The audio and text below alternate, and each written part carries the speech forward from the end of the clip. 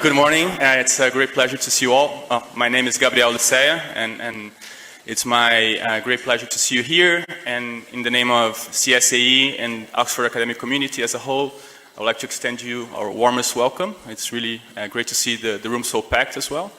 And more importantly, it's my great pleasure to be able to introduce this year's keynote speaker, Eliana La Ferrara. So one thing though, one challenge about introducing Eliana is that she has accomplished so much and her CV is so extensive that it's really hard to pack all this information and make justice to it. So I'll just say the most recent things, if that's okay by you. So Eliana holds the Invernizzi Chair in Development Economics at Bocconi University. And as you all know, and that's why the reason we have such a packed room, she has made extensive and substantial contributions to the fields of development economics, political economy, and public economics. She has published in all major journals in the profession. But what I think is also quite remarkable is that she not only has been an outstanding scholar, but she also has had this leadership position in the profession and also been a great public good provider. So just to mention the last two things that she has done, which are not small, she was the president of the European Economic Association last year, and she helped to bring to life the European job market, which is going to be a major change, I think, for us here in Europe. So thank you, Gabriel. Let me pitch everyone to join the job market in Rotterdam in December this coming year. I knew you would appreciate the opportunity to make the pitch for the job market, and I just reinforced that. It's quite an important change, and she's the current president of BRED. And she's also a fellow to the Econometric Society and has been the recipient of many awards and honors. So if I had to summarize it all, I think we're in for a huge treat today for this keynote. So please join me in welcoming Eliana.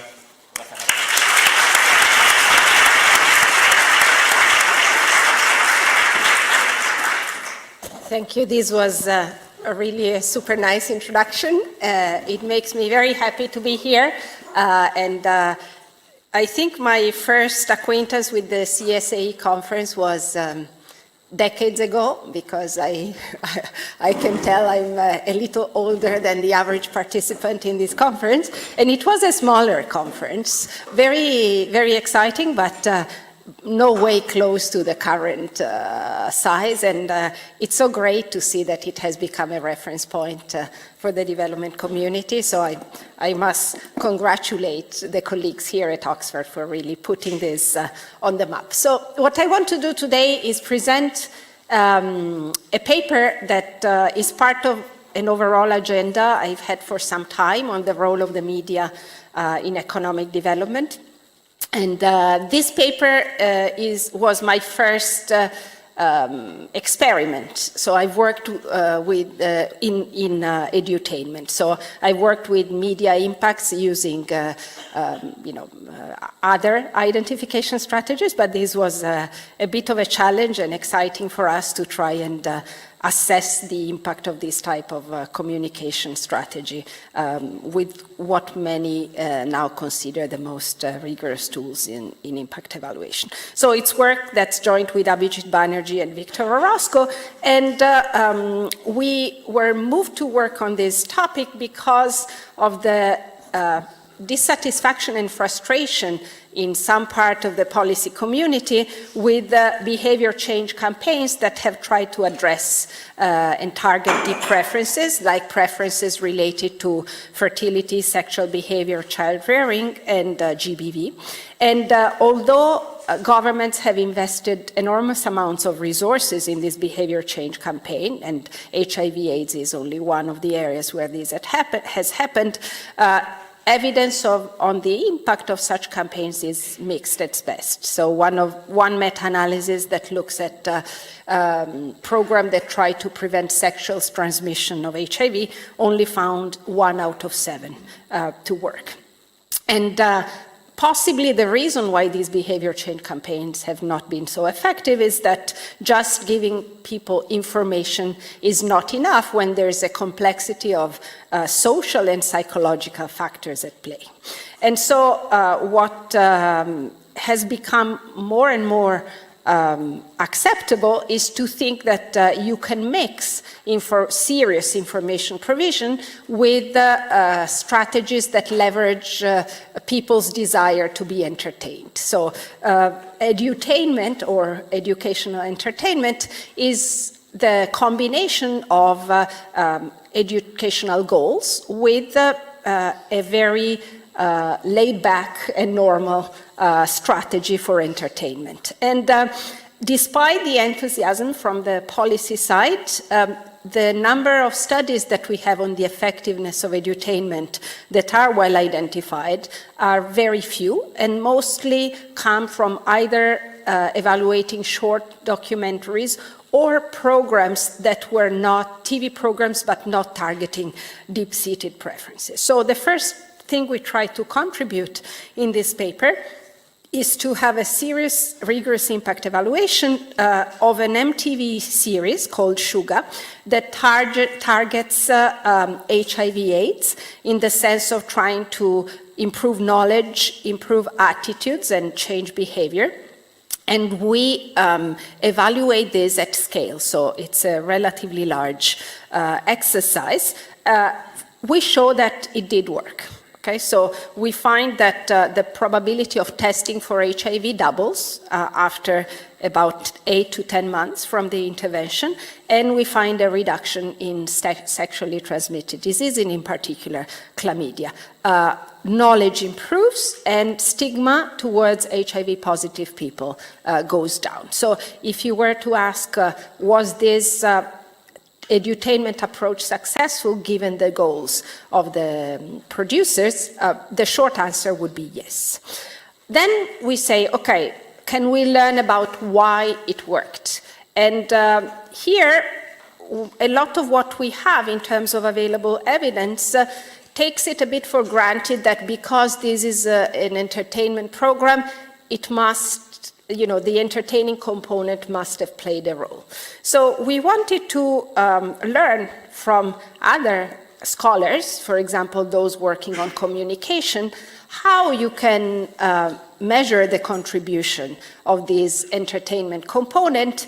And in fact, there's a lot in the psychological theory that underlies this approach that suggests that role modeling, identification with the characters, immersion in the narrative are what's driving the impact. So we built in our survey instrument a number of tools to measure the emotional involvement while people were watching the show, and this way we'll be able to shed some light, which is not going to be experimental, it will be correlational, but on the fact that this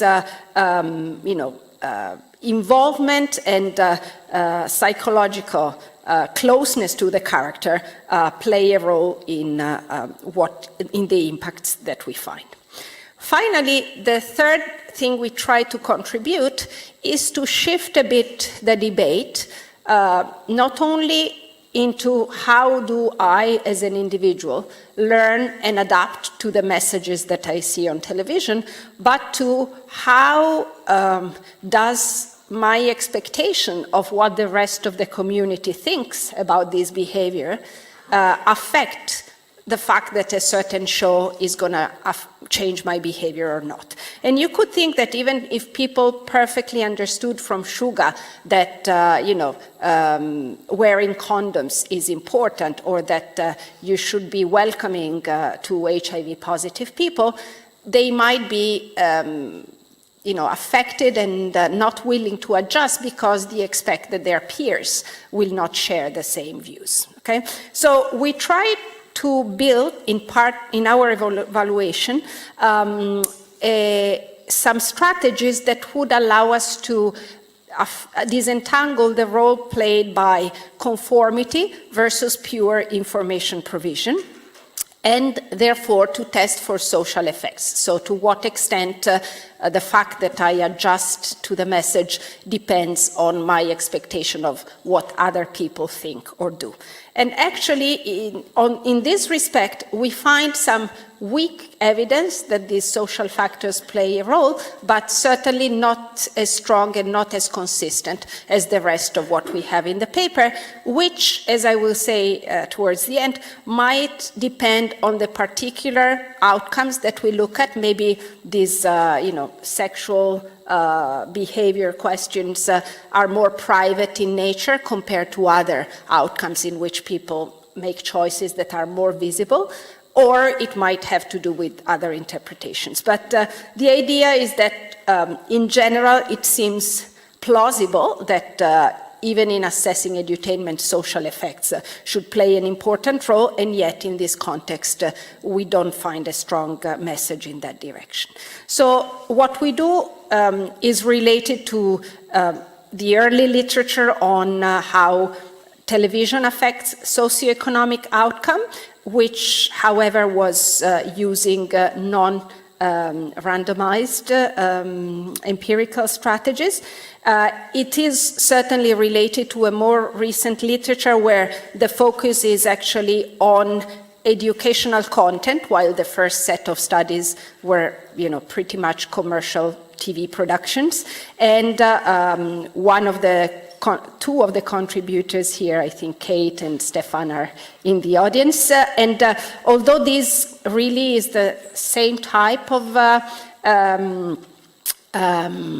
product that we have in mind, the focus in those other studies was not so much on the social effects, and also we assume that this entertainment component might be contributing, but those studies don't really measure it. And finally, there's a growing literature on social pressure and peer effects, the work of Burstein and co-authors, and as well as many others. And here the difference is that most of that work is about public revelation of what an individual does or thinks, while we'll actually play with the opposite direction. We'll inform people about what the community thinks, okay? So what I'd like to do in the talk, and I've been given instructions to strictly not go beyond 60 minutes, so I will do my best to stay within that time frame, is to give you possibly a one-slide discussion of edutainment theory. I apologize for that. Then present the theoretical framework that we've used to think about our empirical exercise, describe the intervention, and then discuss first the average treatment effects, and then these mechanisms and the social effects. So, as I said, edutainment is the combination of education and entertainment, and Singal and Rogers define it as the intentional placement of educational content in entertainment messages. The reason why it is supposed to work has to do, first of all, with the fact that by seeing role models, identifying with them, and seeing how they proceed in setting goals and organizing their lives, people might increase their perceived self-efficacy and understand that certain goals are also feasible for themselves. So this is part of the theory that Albert Bandura described. Also, when we receive messages that we perceive as top-down, think of someone coming to you and saying, oh, your sexual behavior is too risky, you should do this and that. There is an innate tendency to defend our position, and that's what's called counter-arguing in the literature. Basically, we are raising some barriers, even just cognitively, and the message doesn't filter as effectively as when instead we're watching a series or a movie. We don't expect that anyone will try to implant some ideology in our mind, and then this message just slips through as part of the narrative. And finally, very often when we do information interventions, we overload people with content. And in an edutainment production, by definition, you need to be very selective because the ratio of entertaining to educational component must be kept quite high for people not to switch off. And that means that the information that you're passing is less in quantity, but possibly more absorbed. Okay? So while these first 3 points have been discussed at length in the psychological literature, one of the things that is not necessarily put forward is that what you see in these television programs is also a way of behaving that represents a norm. Okay? So people may understand what you're trying to say, but if they fail to reconcile the new proposed behavior with the norm that they are expected to comply with, maybe the show will be ineffective. And so if you see people who look attractive on the screen in the sense of being people that you like to be, that you want to be like, adopting the norm, this might also be part of the effect that we're seeing. Okay? So the way we try to put these things in a consistent framework is basically by adapting a simple model of Bayesian learning, where we think of individuals as having to choose an action. For example, just think of if I learn that I'm HIV positive, should I inform my partner or not? Then there is an objectively correct choice, which we call Y star. In the case of, in the example I just gave, yes, it would be better to inform the partner to avoid the spread of the infection. And then there is an average choice, which we denote with the capital Y, which is what my reference group is doing, okay? And I have my own idiosyncratic preference for it, a preferred point AI, so that what I do in choosing the action is basically to maximize a utility function that has 3 components. The first is the distance to the objectively correct thing to do.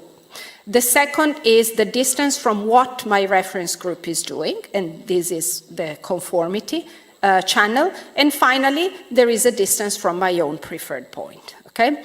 And obviously, the correct choice and the position in the community are not things that I observe as an individual, so I hold some priors on these. And what I will do is basically to choose an action which is a weighted average of the priors that I have plus my own preferred point, which I know. So the equation you see on the screen is the time 0 choice, which is before people were exposed to sugar.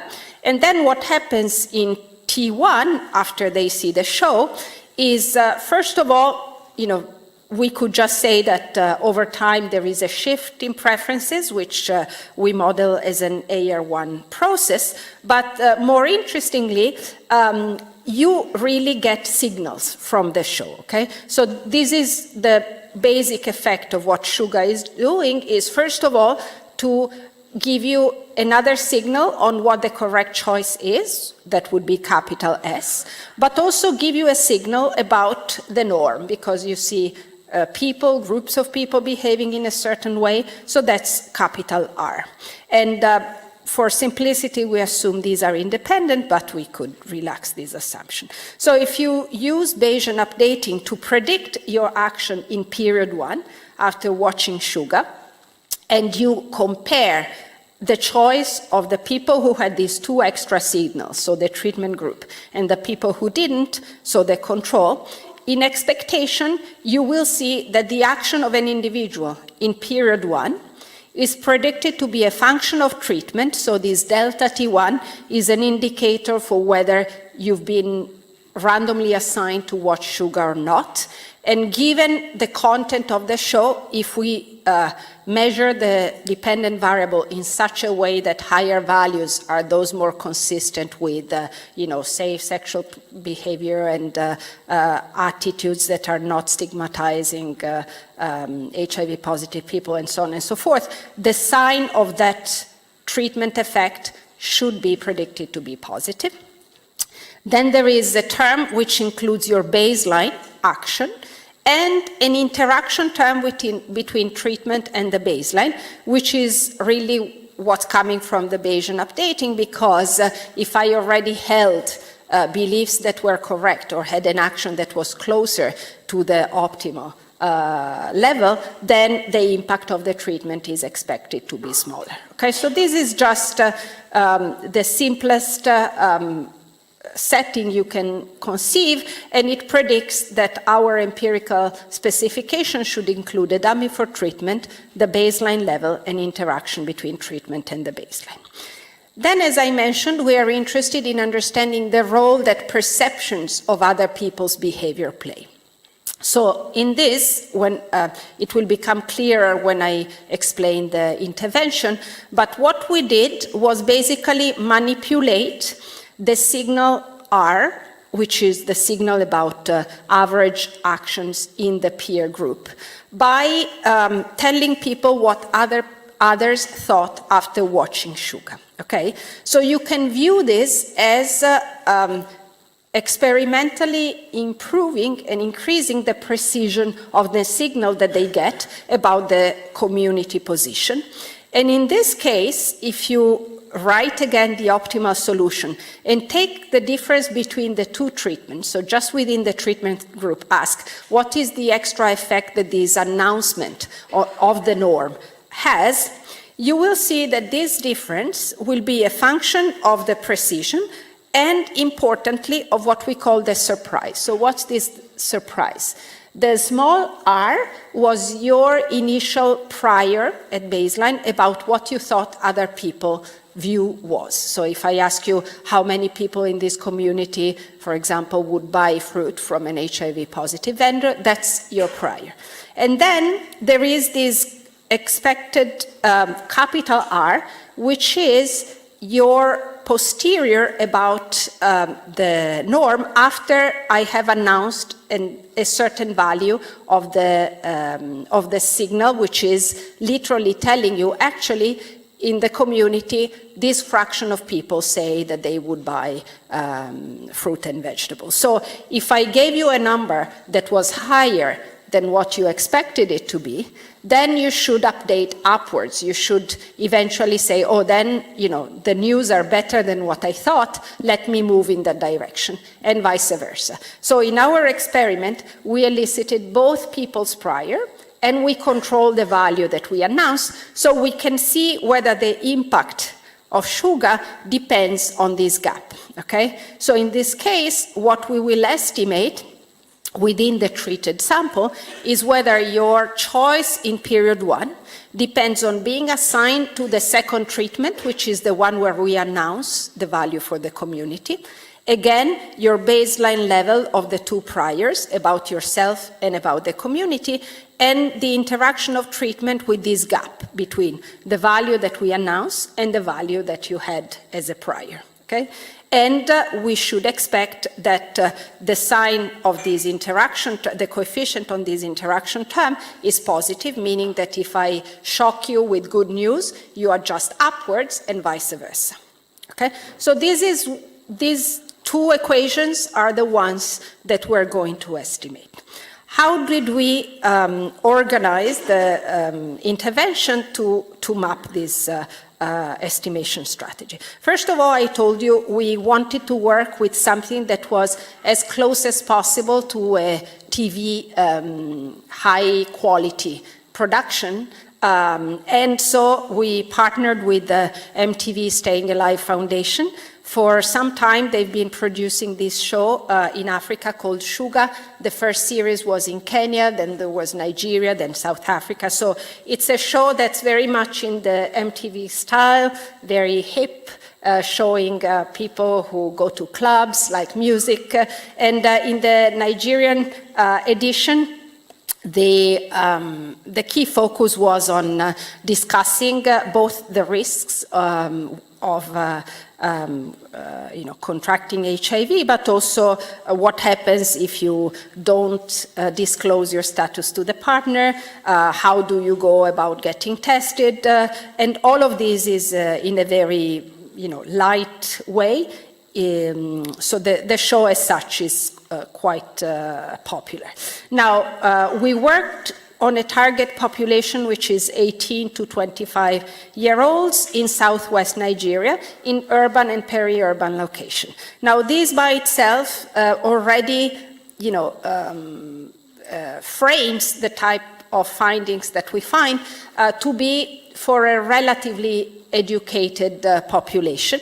An alternative would have been to go to rural areas where, however, the content of this show might not have been well received because there are explicit messages about sex which we were told might not have come across very easily to the rural setting. So I think something different in terms of impacts might have been found if we had taken that route.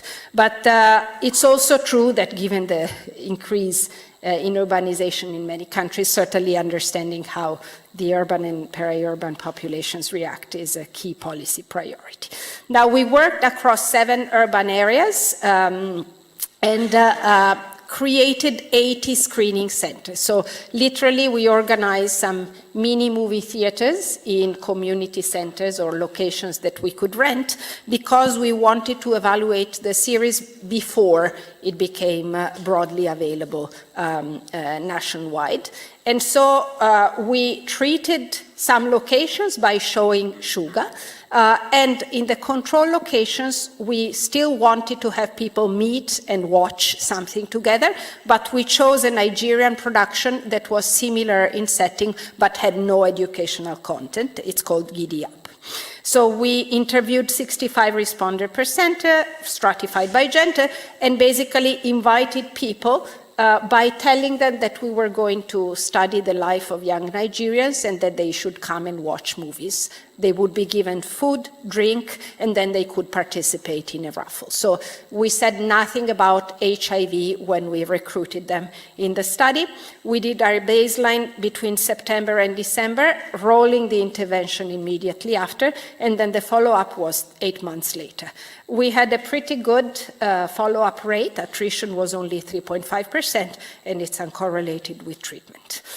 Now, before rolling out the intervention proper, we conducted a pilot and in other locations, but in the same, similar locations, but not in our sample. And this pilot was useful for us also to collect data that we eventually used for our announcement treatment, okay? So what we basically showed Shuga, and then after the screenings in the pilot location, we took videos of interviewing these young people who had come. We asked them about their reactions, what they liked, didn't like, and we also gave them a short questionnaire through which we could measure beliefs, attitudes, which constitutes the basis for the statistics that we're going to announce. So, for example, based on this data that we collected in the pilot, to the question, suppose you had HIV, would you tell your partner? 66% said yes, 14 maybe, and 20 no. Okay? So when we have our second treatment arm, which is not only Shuga, but also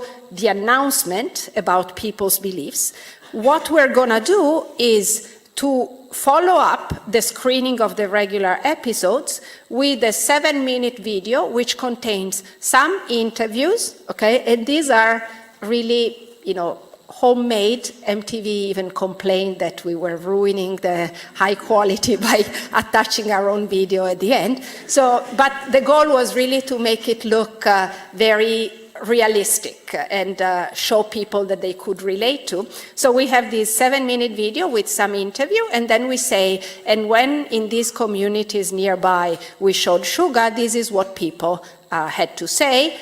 To the question, suppose you had HIV, 66 said yes, and we show the graphs in this way to make it visually close to the notion of percentage so that it's very clear to everybody. Okay, so these are going to be our first 2 treatment arms, which we spend most of the time on. Then we had a third treatment, which is cross-cutting across T1 and T2, where instead of giving people one pass to come to the screening, we gave them 3. So they were allowed to bring up to 2 friends of their choice to the screenings. And we did this because we wanted to see if having the possibility to discuss the content with someone that was part of your friendship network meant something in terms of a differential impact. And finally, when we did the baseline survey, we had also asked everybody to give us the names of up to 2 friends that we could involve in the study in terms of interviewing them. So for the half of the sample that was not given the tickets to bring the friends, we did a baseline and follow-up survey of these friends, which we're going to call the network friends, to see if there are any spillovers, okay? So we are sure that these people that we use to measure spillovers could not have watched it themselves because they are only surveyed in the clusters where the extra tickets for friends, for the people to whom the extra tickets for friends were not given out, okay? So our data measure, broadly speaking, 3 types of outcomes. The first is knowledge, the second is attitudes, and the third is behavior. I will say more about what goes into these 3 categories. We have many variables for each of them. So we, first of all, aggregate them into indexes following King, Ligman, and Katz approach, and basically producing z-scores and taking averages. And then we also adjust our p-values to correct for multiple hypothesis testing, simply because with these many outcomes, the chances of a false discovery might be high, okay? So we have oriented all the variables in such a way that when you see a positive coefficient, it means that the effect goes in the direction that sugar is trying to promote, more knowledge, friendlier and more tolerant attitudes, and safer behavior. And when you see a 0 or a negative, it's not what sugar is trying to get, okay? And I will not show you balanced tables, but the randomization worked well. So let's start from the average treatment effect. So the first thing you see here is the impact of simple treatment on knowledge about HIV. So the variables that go in here are things about, do you know the sources of transmission? Do you know where the closest testing center is? Do you know if there are drugs that can be used after you find out that you're HIV positive, and so on? And the impact of seeing sugar, actually, sorry, I should say this is an intention to treat. So this is the impact of being invited to see sugar. We had about 80% of the invited people who turned out at least once to watch the episodes when we repeatedly convened them. So the impact of being invited to see sugar is a 0.15 standard deviation increase in the index of knowledge.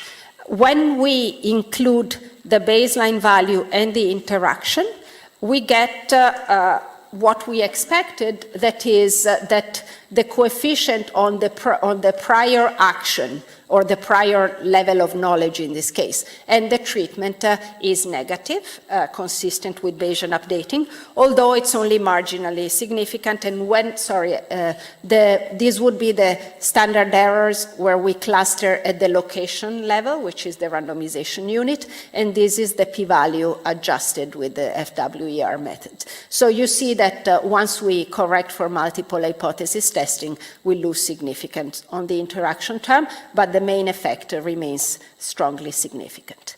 So attitudes move in a similar direction. Here, the outcomes that go in are about willingness to interact with people who are HIV positive, as well as beliefs on whether HIV is a punishment for sleeping around and things like that. And the magnitude is also in the order of a 0.10 standard deviation increase.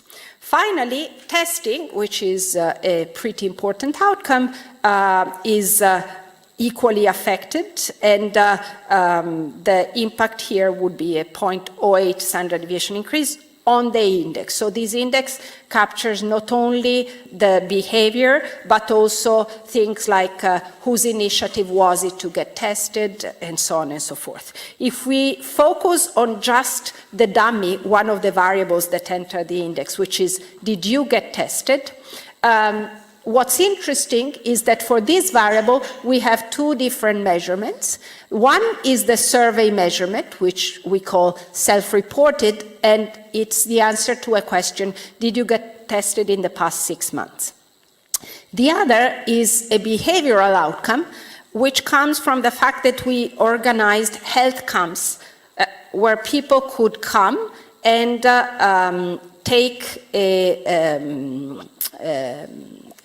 a test for chlamydia, play with this condom money exercise that we're going to use as objective measurement of condom use, and also they would be given a voucher that they could redeem in a health clinic to get tested for HIV. So we did not test them ourselves, and we don't know the outcome of what happened if they got tested, but because we had a serial number on the voucher that we can match to the participant, we know if they showed up and redeemed the voucher. Okay, so this is the cross-sectional model, and this is the one that has the interaction with treatment and the prior testing behavior, and you see that in both cases the impact, the magnitude of the treatment effect is very, very similar, okay? And for us, this is good news because one concern with self-reported measures with interventions like ours might be experimental demand effect. So you showed me sugar. By the end of the season, I realized that you're really trying to tell me something about HIV. When I come to interview you, sure, I'll tell you I get tested. And if anything, we have a stronger effect when we use the objective behavioral measure than the self-reported one. Okay? Which, by the way, corresponds, given the baseline mean in control, to a doubling of testing rates. They're still very low, but at least, relatively speaking, the magnitude is high. Other individual outcomes that enter the index are knowledge. For example, there was a very specific scene in the series which talks about the need to take a second test. The second test should be at least 3 months after, so the window period, and we see that treated people are significantly more likely to get this right when asked the question. Improvement in knowledge about transmission during pregnancy, and again, one of the subplots was about this boy who's really into soccer, but he's HIV positive because his mother transmitted HIV to him, and then he's ostracized but then admitted back in the team. We find improvement in attitudes for this particular variable. So one might say, how come you managed to get people to go and get tested? Is it because now after seeing sugar, they see all of this talk about HIV, they perceive risk to have gone up? So we asked people what was their perceived probability of they themselves being currently HIV positive, their partner, and people your age in the community, okay? And maybe not surprisingly, also given some level of superstition, is that people, of course, don't say that they are any more likely or that their partner is any more likely to be HIV positive, but they do think that people in the community are more likely to be HIV positive. So testing might have been, at least in part, a reaction to a perceived increase in risk. We tried to see whether the fact that you had a stable partner, as opposed to having casual or multiple concurrent partners, has any bearing on the impacts. And you see that for things like knowledge or attitudes, this doesn't really matter, which sort of makes sense. While for testing, virtually all of the impact that we're getting is coming from people who are not the ones who have a stable partner, but for the people who are more at risk. So this is also something that from a policy perspective is useful to know. Now, aside from HIV knowledge and testing, other behaviors that the show meant to affect were more broadly in the area of risky sexual behavior. And here, when we do similar regressions with these aggregate indices, putting everything together, none of those results seem significant. So because in those indices we have things like how many partners do you have, but also things like did you wear a condom last time you had intercourse and so on. And when we disaggregate, we find that the lack of an aggregate effect is really coming from some individual outcomes that show significant impact, even after correcting for multiple hypothesis testing. One of these is, for example, concurrent partnerships. Not only you yourself report fewer, but also when asked about attitudes, you seem to shift towards less positive views of these type of behaviors. But there's a big part of what we had included into the measurement of risky sexual behavior, which is condom use, that shows no effect. Okay? So if anything, this experimental demand effect should have led us to find something. Nothing with self-reported condom use. Also, in the lab, in these health camps, we gave people choices between different amounts of money and certain number of packs of condoms, and we estimate a very well-behaved, negatively sloped demand function, but the function is identical for people in the treatment and in the control group. So people did not start using condoms more as a response to sugar. Now, this was a bit of a setback because it was clearly one of the goals. There might have been some cultural resistance that the show was not able to overcome, or there could be some endogenous rational response to the fact that because the sexual behavior had changed in a safer direction, for example, fewer risky partners, then the need to wear condoms was perceived as less, okay? So if these things compensate each other, basically you could find a zero effect. And this second interpretation seems somewhat plausible because when we measure the incidence of chlamydia, which is a sexually transmitted disease that we could test for, we see that there was a reduction for the treatment group. We're not incredibly powered to detect it because this is the incidence is quite low, and also it has a differential prevalence between men and women. But for women, where it is more prevalent, we get 10% significant reduction of a large magnitude, which is a 55% decrease. So if anything, the fact that they didn't use more condoms, but shifted their behavior towards fewer partner and possibly safer ones shows some benefits on the STI side. Okay? So let's try and go to how this happened and the mechanisms, for example, as related to the edutainment theory. Here we used two sets of variables that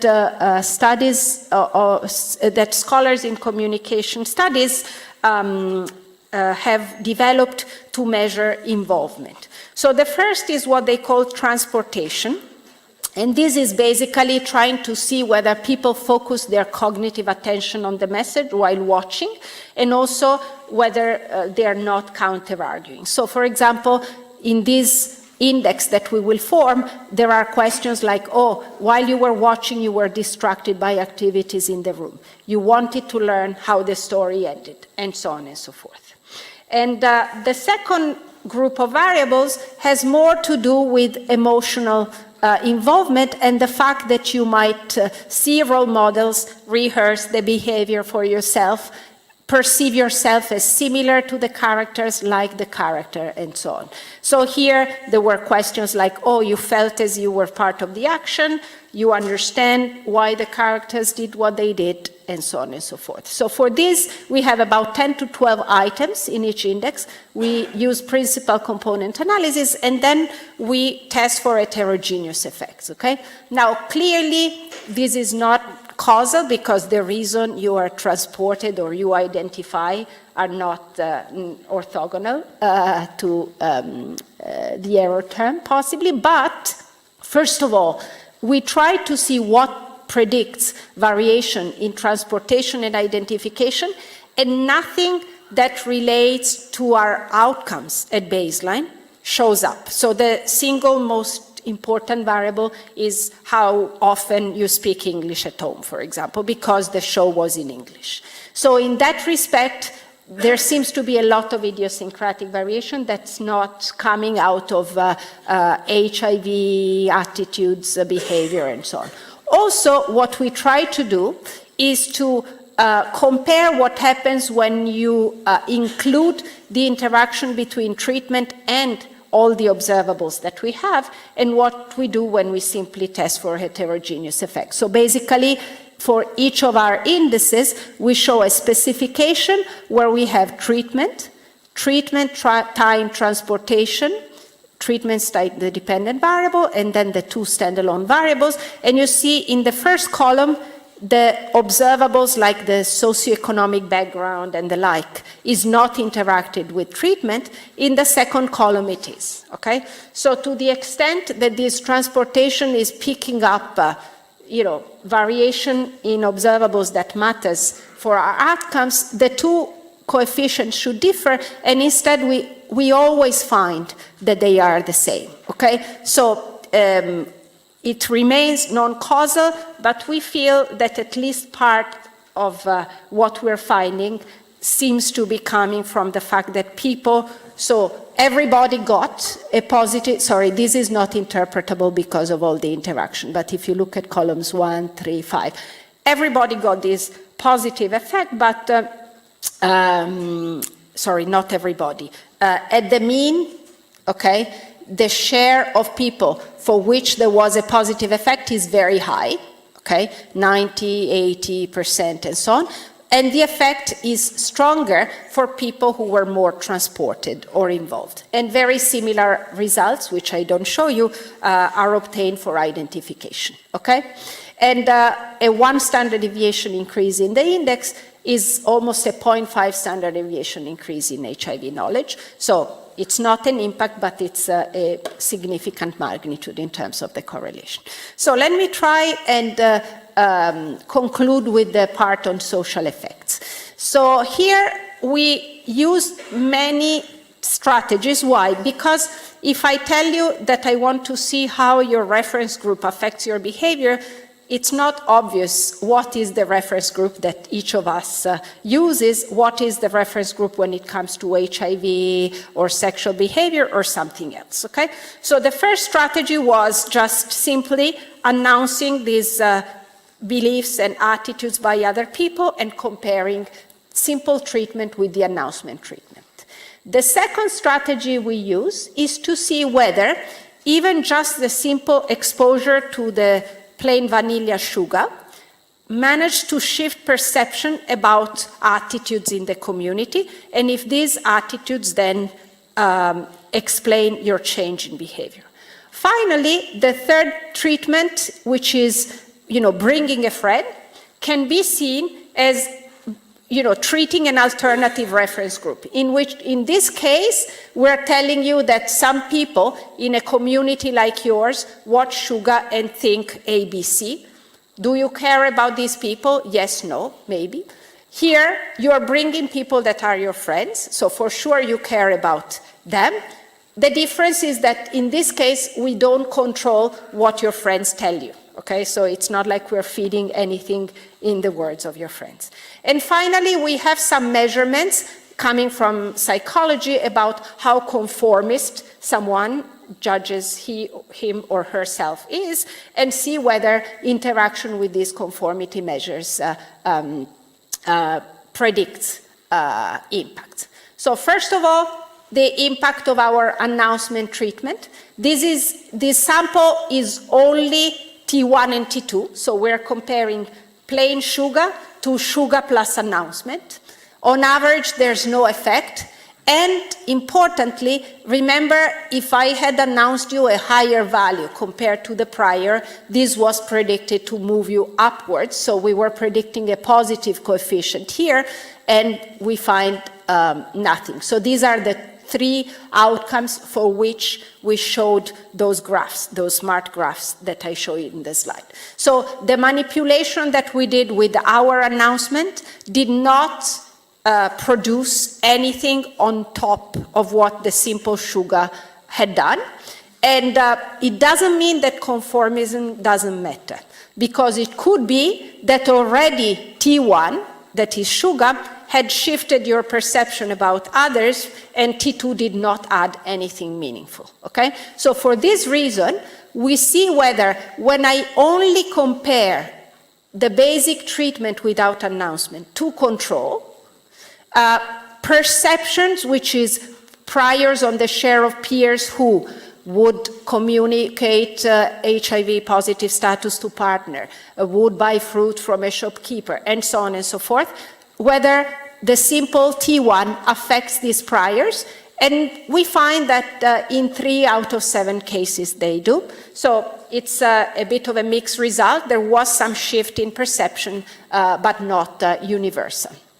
Also, this shift in perception that we found is not affecting outcomes in the way that rational conformism would predict, because in that case, we should see that the interaction between T1 and your prior on the community should be negative, and instead we find that by and large it's 0, and in one case, no, sorry, actually this is correct, because the sign on this punishment is that you want it to be reduced. This is about HIV being a punishment for sleeping around.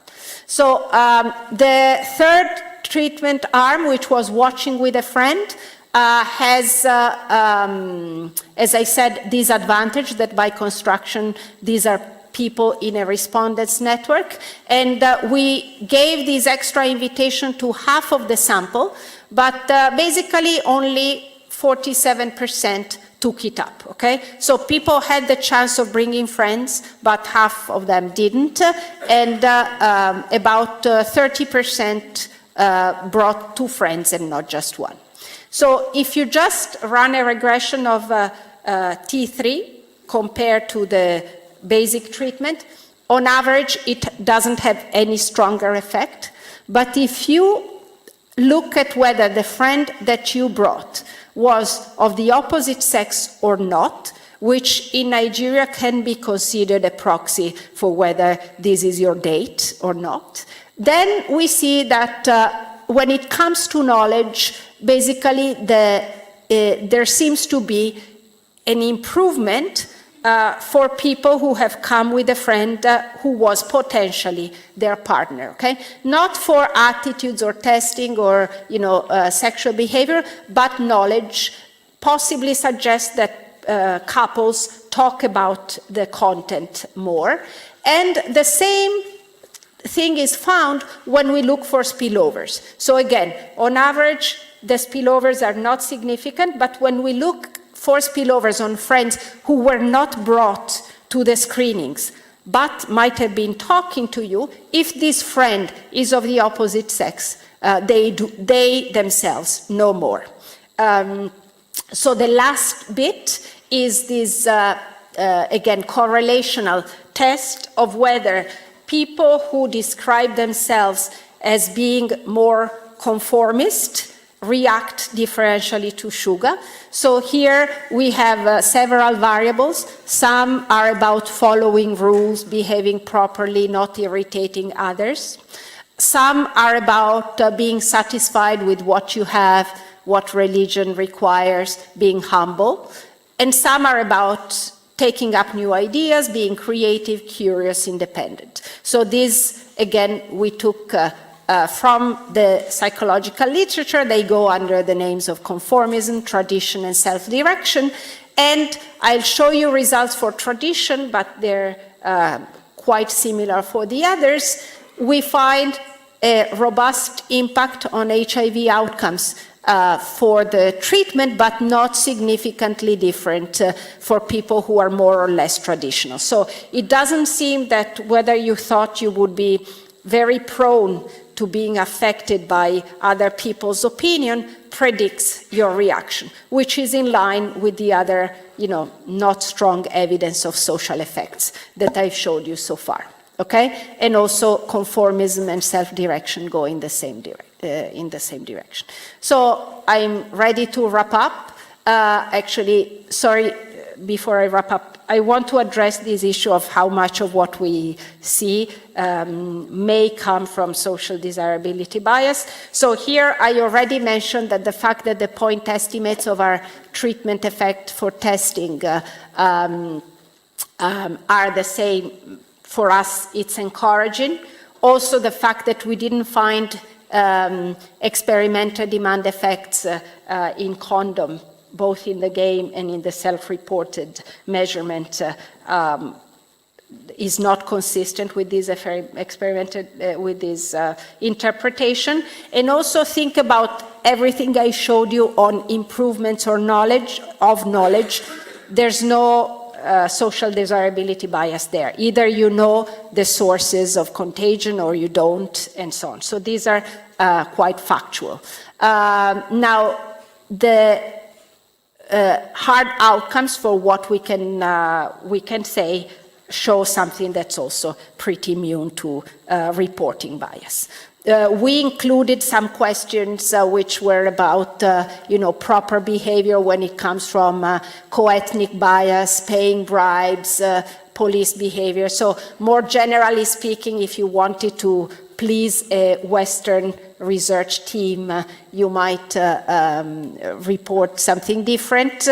We find nothing, but it's also true that these outcomes are not so close to the message of the show as the HIV-related variables. So to conclude, our first take-home message is that edutainment works because we find significant impacts in the medium term. So it's 8 to 10 months, which is not years, but it's not also the typically shorter evaluation window that many of these TV experiments have had. And it affects knowledge, attitudes, and behavior. We see a reduction in concurrent partnership and chlamydia, but no effects on condom use. And the mechanisms seem consistent with this involvement in the narrative, although we don't have causal evidence for that. When it comes to social effect, we would describe our evidence as weak at best, because we do find that the treatment shifted the perception about the norm, but this shift doesn't seem to be the thing that's responsible for then the change in behavior. Our announcement didn't add anything on top of what Suga had produced, and also bringing friends didn't on average have many effects, although there was this improvement in knowledge when the friend was of opposite sex. As for the spillover effects, conformism doesn't predict differential impact. Now, in terms of policy, we think that this, even if you assume all the evidence of social effect as being completely, as a complete absence of that social effect or spillover, the individual level impact is quite striking. You don't really need a social multiplier for something like this to be impactful. Why? Because TV programs reach a huge number of people just directly, and they can reach them at low marginal cost. It wasn't cheap to produce, but once you have it, distribution is quite inexpensive. And we think that the fact that we find these impacts in a relatively educated urban population, if anything,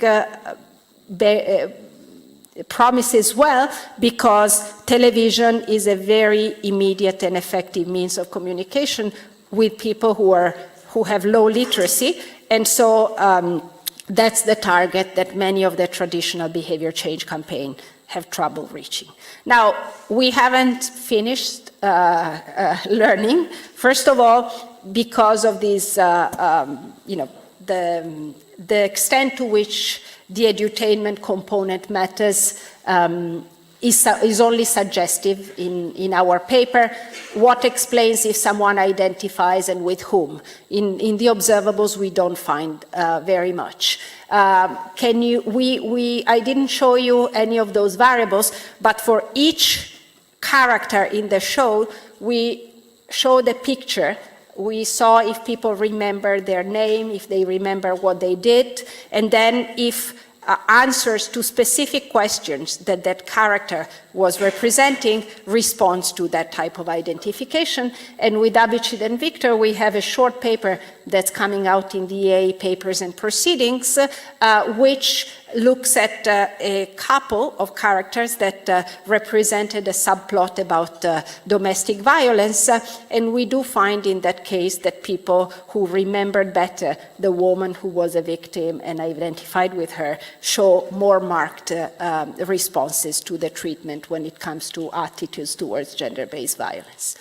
The other thing that we think is quite fascinating to study for the future is to bring together the public and the private decision side. So the literature on social image, for example, Leo Burstein's work and co-authors, is about I manipulate whether I tell your peers what you think or what you don't think, or I tell your peers what you've done, and then you react because you're concerned that their image of you might change. What we did here was about looking at whether when I tell you what the others think or do, you react. And he finds big effects, and we don't find effects here.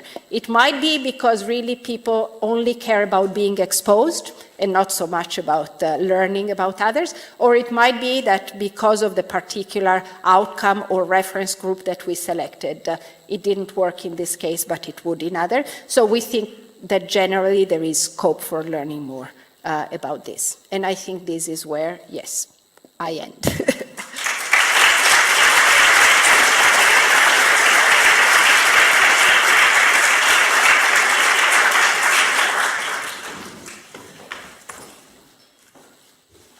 So thank you very much, Eliana, for a very interesting, very stimulating presentation. We have about 20 minutes for questions, so I suggest we take them in batches of 3 or 4, and then we go from there, if that's okay. So who wants to ask the first question? So.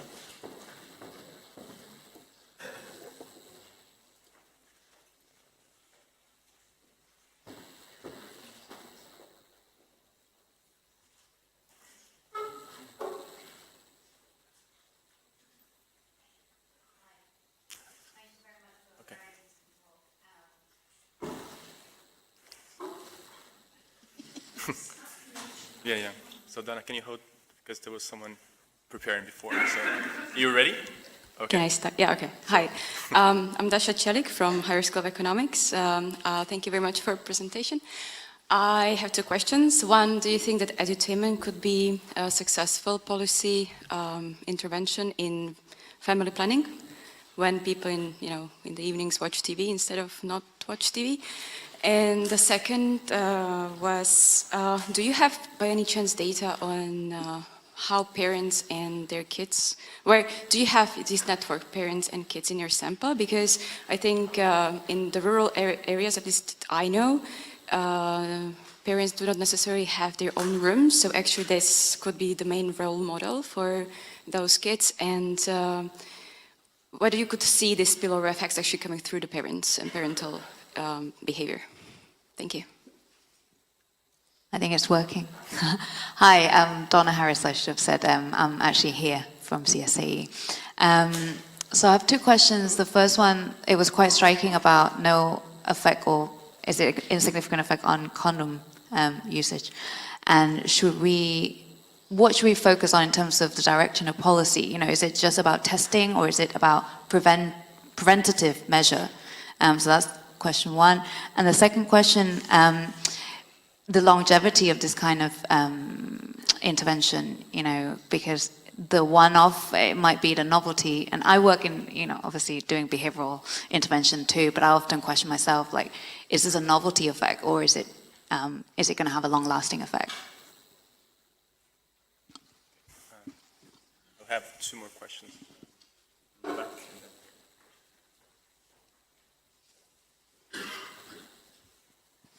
Thank you for the great presentation. So Chris Hoy, Australian National University. I just had 2 quick questions. One, I was curious about the heterogeneous treatment effects by gender. And the second one was, it would be good to have an understanding from like MTV's perspective, what the cost they face is from making the program targeted towards this kind of educational aspect. You know, like it might mean that it's 10% less popular, right, than if they didn't bother going down that path. Or I don't know, it would just be good to have an idea of what the cost is to make it educational. Thanks. So can we finish with 1 more question for this group, and then? Okay, great. Thank you. Given that there was an effect on testing, I'm just curious how you identified the effect on the results of the testing on chlamydia, if those were separate, or how you dealt with that, if there was differential testing rates as an outcome, and then if you used the results of that testing on chlamydia or what have you. And then the control was a kind of entertaining show, but no information. Would be interested to know what your thoughts are on if the information was provided, but in a less entertaining way, and what the implications are for that. Yes. Okay, perfect. Thanks a lot. These are all really good questions. So let me start from the beginning. Edutainment and family planning. I think I spoke this morning to someone who wants to do an RCT on that, which will be great. For now, I can use the evidence from my own earlier work, which was not experimental. Brazil had soap operas for many years that were written in a way where the families were very small, just because it was so intricate that keeping up with the child of the cousin, of the brother and so on would have driven viewers nuts. So they decided to have women with no children or 1 child. And in some early work with Alberto Chong and Susan Duria, we show that simply viewing those families on TV brought down the fertility rate in Brazil by a significant amount. Now, it wasn't meant as edutainment. It was Regi Globo just wanted to have good soap operas. But I think my prior is that this is actually one of the areas where edutainment might work, because you can think both about giving information on the contraceptive methods, but also about showing couples that do not necessarily fight over these, or that find their ways, showing benefits about what happens if you have fewer kids and can send them to study. So I don't see this as one of the areas where I expect, I mean, I see it as an area where this might be very promising based on my early work, which, however, was non-experimental. Now, parents and children, here we don't have anything that links these young adults to their parents, and it was a choice because some of these behaviors might actually be heavily sanctioned by the parents. So we wanted, that's why we didn't work with minors, even because we would have needed parental consent, and then if the parent finds out that you're sexually active when they think you're not. So these are young adults, and I agree with you that, you know, because they might still live with their family, these might be differential, but we didn't collect data for the parents. Now, for the effect of condom or the lack of effect on condom use. As I said, just expose discussions with the field coordinator and with the team there. They told us they were not surprised because they themselves dislike so there is that possibility, which is not only the rational response to safer behavior, but maybe our failure or MTV's failure to do it in a way that would, or it simply maybe takes more time to change something like that than to change your willingness to go and get tested. At this point, I take it as one of the things that for which I have conjectures, but I can't tell that I would give policy recommendations based on this finding. I can say that it's much easier to shift knowledge than the other two things, but why condom didn't work and the number of partners did, I think that's not obvious at this point. Now, the longevity of the effects. This is, I think, a challenge for this research agenda and policy agenda in general. The example I gave about the Brazilian novellas is and I think Gabriel can testify, these are things that go on every day for 6 months. Like, take 1 hour a day of these things for 6 months. It's pretty, intense and not inconceivable that the impact will be lasting. Sugar is an 8-episode series, okay? And many of these edutainment productions are not so long-lasting. Also because of the costs of producing a long series. So I do think that manipulating and experimenting with both the frequency and spacing of the exposure and the total length would be useful for policymakers. The closest I know to, in terms of policy attempts to have a prolonged impact is people working with the producers of existing series and trying to convince them to put specific themes for in the theme. In that case, you don't have to worry about producing a very long series. They're going to do it anyway, but there might be costs. So let me actually link here to one of the, of the questions I got afterwards, which was, what was the cost, for example, in terms of lost audience, of including these themes. I don't think we can answer it with this product because this is in fact produced by the Staying Alive Foundation, which has this mission. I don't think they are necessarily responsive to how much money they make with this as opposed to other MTV production. I do believe that at least from the take-up I've seen of sub-themes in very popular commercial productions, if you do it for a limited amount of time and in small doses, the audience costs must be perceived as very limited. But maybe at that point you've already created a loyal public and you can afford to squeeze in some educational messages. Again, it would be fascinating to experiment and get audience rates from the different TV channels to see how far you can go and what are the costs. But this particular series is actually produced by a branch which is at least in part a philanthropic mission.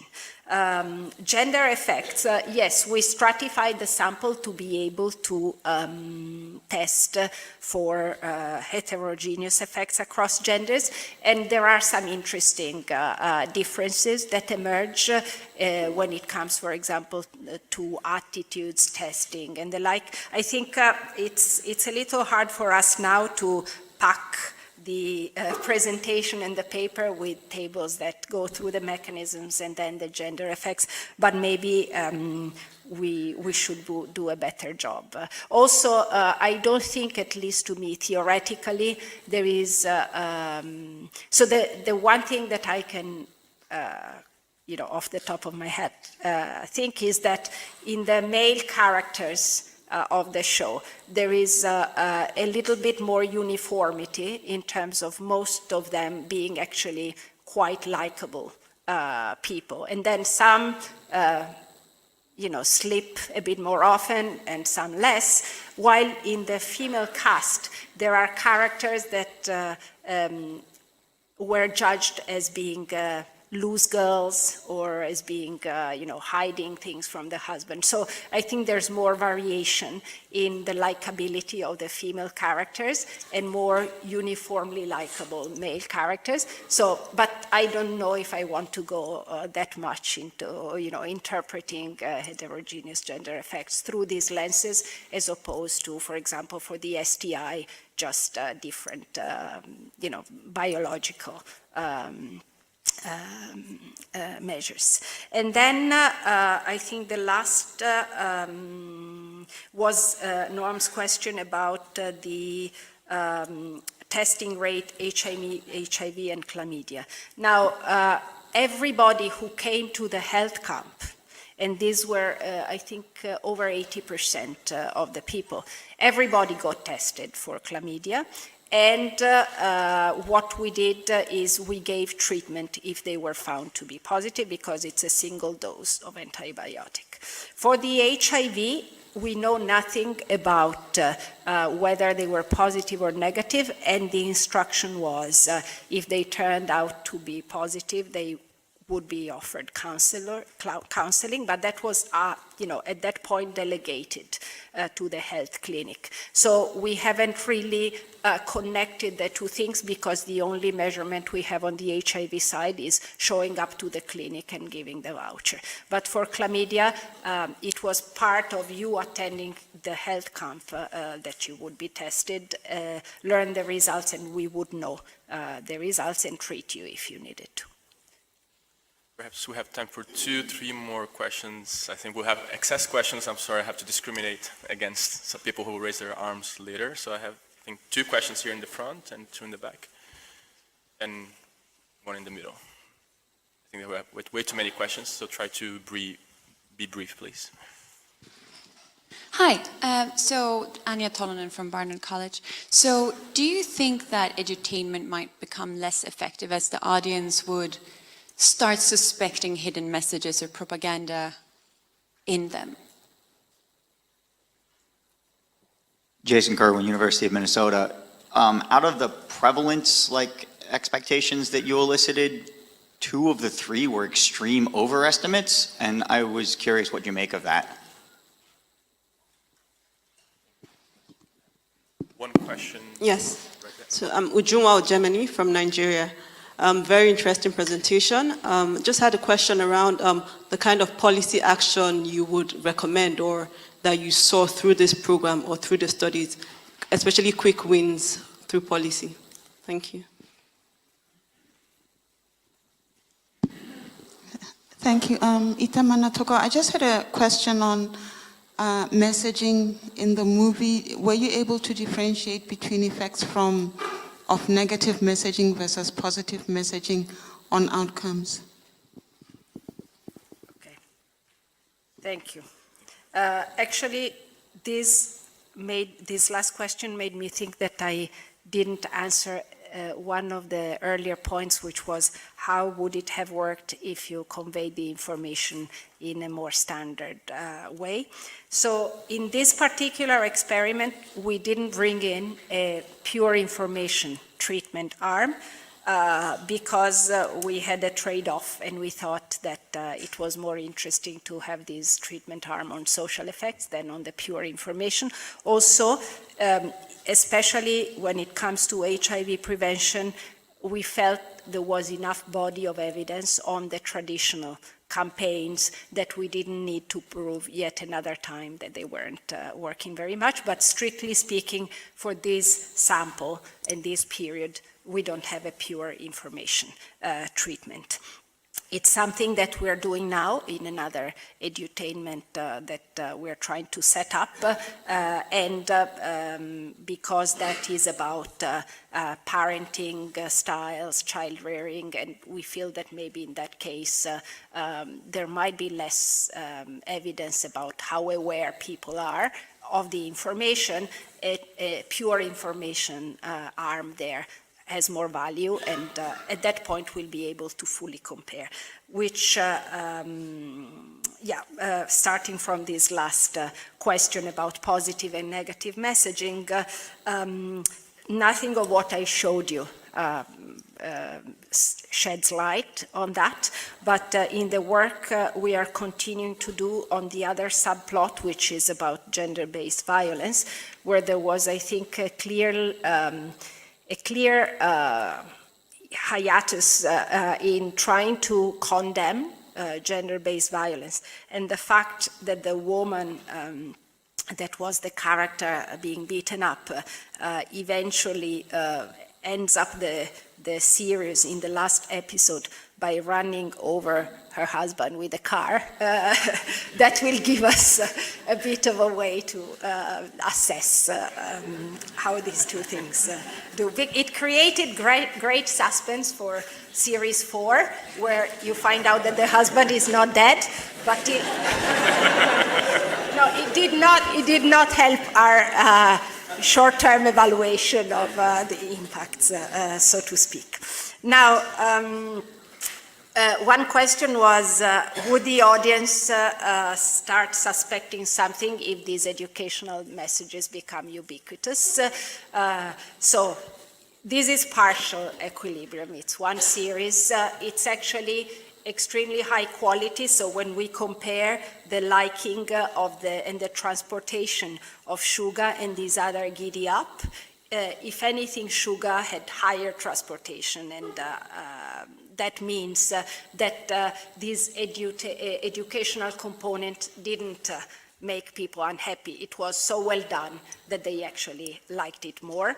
Now, if you think about a competitive environment with many channels, all of them showing extremely high quality production, and some with pure gossip and intrigue, and some with education, it might be that eventually people switch out of the education and go to the other. If there is a quality premium, and it's only a few that have the education, I think this could work even in the long run.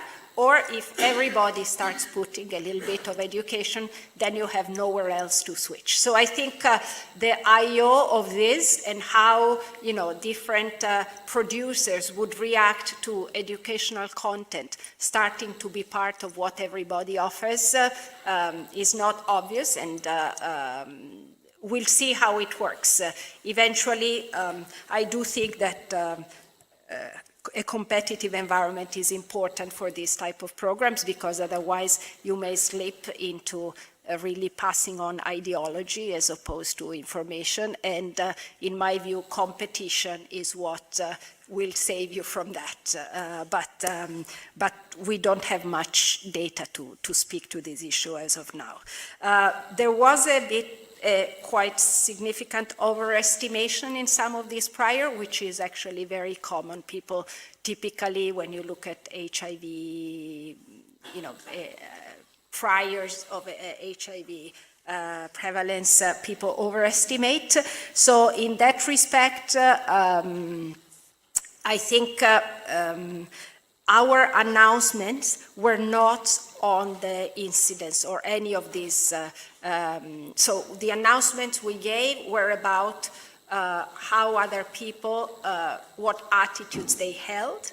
And so in that respect, we still could have shocked positively or negatively. Whether in a setting where people already overestimate the risk of HIV, you show a TV series that makes it more salient and hence leads to even stronger overestimation. Do I feel comfortable with that?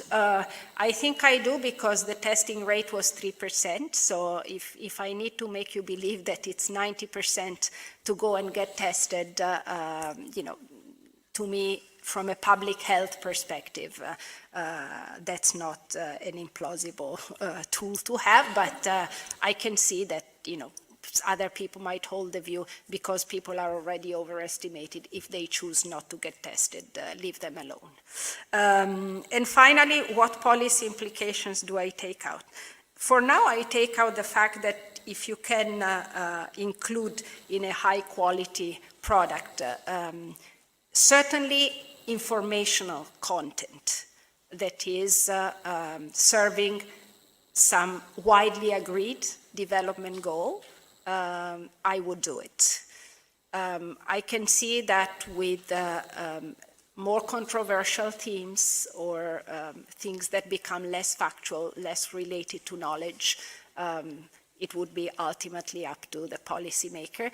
I think the evidence from this shows that there is potential. So my take up to this point is that among the, I wouldn't stop investing in other more traditional health interventions, but I would use this as well because it seems that the impacts are sizable.